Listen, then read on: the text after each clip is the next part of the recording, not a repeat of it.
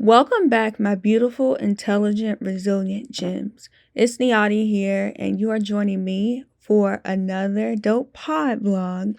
This one is of me at ShopRite in Accra, Ghana. You'll see in the video I'm going through shopping in the grocery store for some necessities. You'll see the different prices as I shop. As you all watch the video, I actually came today with a word from our favorite book, the Holy Bible. It is the new year.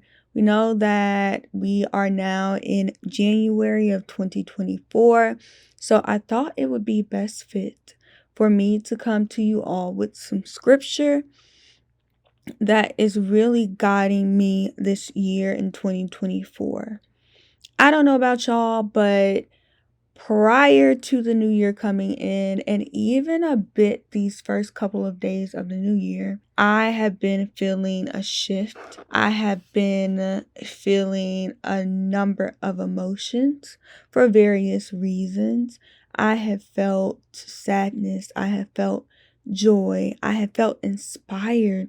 I have felt excited all in one. This new year for me is about really trusting in God and not just saying that I trust him, but showing and proving to myself that I trust him by not dwelling on the things I cannot control, by really leaning into a complete surrender, flowing with the tides, right? Having a plan, having some sort of structure for myself, but really truly being open to the path that God is calling me to. And that can have anything to do with career goals, with relationships in your life, with desires you have for the future and for the present, right? So that's where God is calling me this year. And I want to talk to you all about one of the few stories in the Bible that I know now because I fasted last year. It was the first time I fasted in my adult lifetime for 3 days, and one of my goals was to grow closer to God through his word. And while I don't think that my fast accomplished everything that I desired, I did get to read more intently and to study the things that I was reading. So one of the stories that I really got a chance to dive deep into was Exodus. I didn't get a chance to finish Exodus, obviously, or maybe not obviously, but I got to read quite a bit and I got to learn a little bit about Moses, okay? And when I tell y'all, I can relate to Moses, and I'm sure you can too. And I think that the story of Moses parallels with many stories of prophets in the Bible. But anyway, so really love the story of Moses. I feel like Moses is a representation of me, is a representation of a lot of us.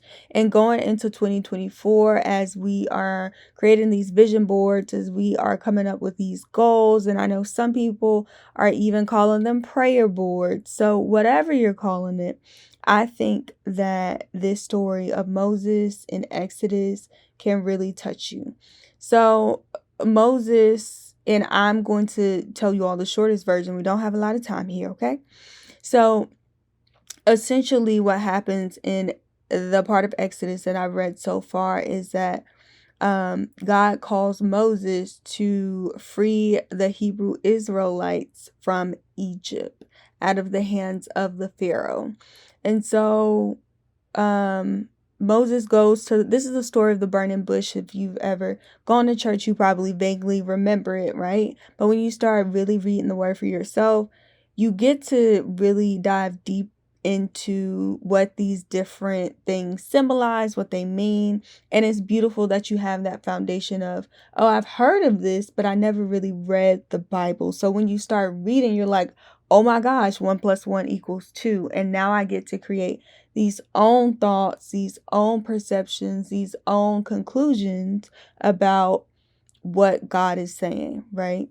So he goes to the bush and God comes out as, or shows himself as fire, basically. And God tells Moses that he wants him to lead, to free the people, the Hebrew Israelites, the chosen people, out of Egypt because they were in slavery from the hands of Pharaoh. Moses is essentially, and y'all, I want you to read it for yourself. So go to Exodus, because I'm kind of paraphrasing it. I'm using a little bit of my AAVE, okay? My African American vernacular, okay? So, that's the person you just saw in the video. That is Epic. So definitely check out his channel. It's at Epic It Was. So, he essentially tells Moses, I want you to free my people out from slavery, right? And Moses is like, but God, listen, God, let me tell you something about me.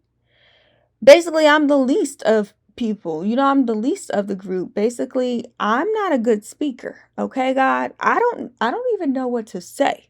I'm not a good articulator.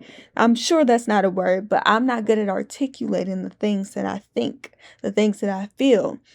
I don't know that you want to actually send me, okay? That's kind of what Moses is telling God, and God is kind of getting upset, kind of getting angry, because we're supposed to trust him. But the really beautiful thing in Exodus that really just opened my eyes, because you would think that God would get super upset with Moses because it's God. You should fear the Lord. Get super upset with Moses and say, you know what? I'm going to choose somebody else. And in fact, you going to hell, okay? But in this chapter, God exudes this beautiful, beautiful, beautiful patience. And he teaches us a story about his character in this text, y'all. So please read it. So Moses is going back and forth with God. God is basically telling him, he tells Moses, do not worry, I will give you the words when you get there, okay? And this is a lesson for all of us. You do not have to have all the pieces together. You do not have to know all of the words. You do not have to be the best person for articulation. God is saying, I will give you the words when you get there, because I do not bring forth people who are necessarily gifted, but I bring forth the people who I am calling for a purpose, and I gift them when they get there. The gift is that I called you. The gift is that I am with you, and I will give you the words. Okay? And you have to have faith to receive that. So that was beautiful. But guess what? Moses wasn't having it, honey. Moses wasn't having it. He went back again with God and was like, but God, I'm telling you, I'm just not the one. Okay? God gets frustrated, but instead of letting Moses off the hook, which I love, God says, you know what? We're going to work with what you have.